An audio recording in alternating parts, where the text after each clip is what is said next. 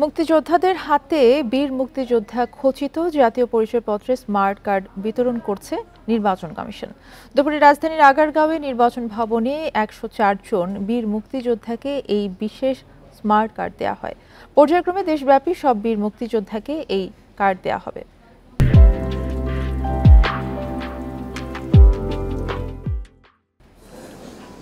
মুক্তিযোদ্ধা মন্ত্রণালয়ের সঙ্গে নির্বাচন কমিশনের মতদ্বৈততা ও ভুল বোঝাবুঝির অবসানের মাধ্যমে বাধা কাটল মুক্তিযোদ্ধা স্মার্ট কার্ডের। ২০২২ সালে বিদায়ী নুরুল হুদা কমিশনের এই উদ্যোগ আটকে ছিল মন্ত্রণালয় ও কমিশনের টানাপোড়েনে।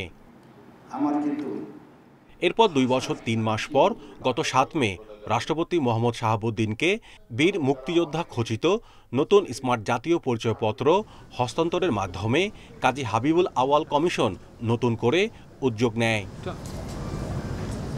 নির্বাচন ভবনে ১০৪ মুক্তিযোদ্ধাকে বীর মুক্তিযোদ্ধা খচিত স্মার্ট কার্ড দেয়া হয়। ১১ জন মুক্তিযোদ্ধাকে মঞ্চে ডেকে কার্ড হস্তান্তর করে ইসি। এছাড়াও ৮১ জনকে হাতে হাতে পৌঁছে দেয়া হয়। সত্যি আমি গর্বিত যে মুক্তিযোদ্ধাদের সম্মান বেঁচে থাকতে দেখে গেলাম।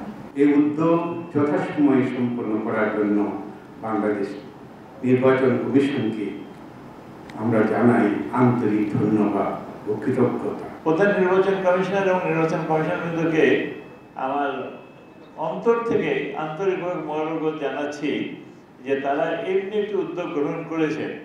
এ সময় প্রধান নির্বাচন কমিশনার কাজী হাবিবুল আউয়াল বলেন, মুক্তিযুদ্ধের তাৎপর্য অসীম। মুক্তিযুদ্ধে যে পরিমাণ ত্যাগ বাঙালি জাতিকে করতে হয়েছে তা বিশ্বের ইতিহাসে বিরল। আপনারা থাকবেন না, কিন্তু আপনার সন্তানদের কাছে, আপনার নাতি নাতনিদের কাছে এটা আর্কাইভ হয়ে থাকবে।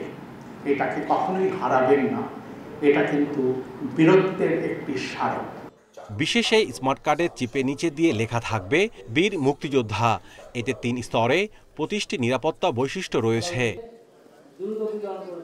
Mahmudul Hasan, independent news, Dhaka.